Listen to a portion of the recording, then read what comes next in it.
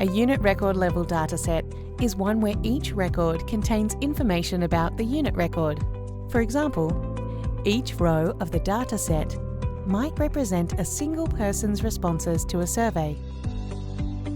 To upload a unit record level dataset, click on Datasets in the navigation bar, followed by Self-Service Dataset Collection. Create a new dataset, name it, and click Create. There are two options: import existing data or collect new data. For unit record level data, we'll be uploading an Excel or CSV file from your computer. Be careful to follow the pre-processing format requirements. The first stage of configuring your new dataset is the Raw Data view. This will allow you to preview your dataset to ensure you've uploaded the correct data. In the next step, we'll look at data privacy. It's essential that you de-identify data at this stage before it's uploaded to the SEER Data Platform's cloud servers.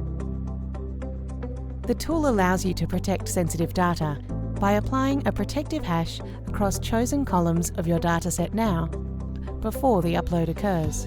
The hash is used by the platform to identify that unit record, without ever identifying the individual's personal information. The next step is data cleaning. You can select a column to rename it, or remove it entirely if you like. Aggregation is next.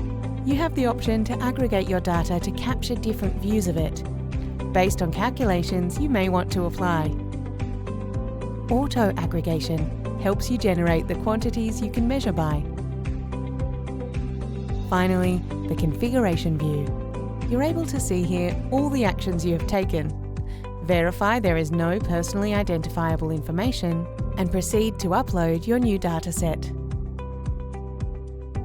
Your new unit record level dataset will now be available on your Datasets page.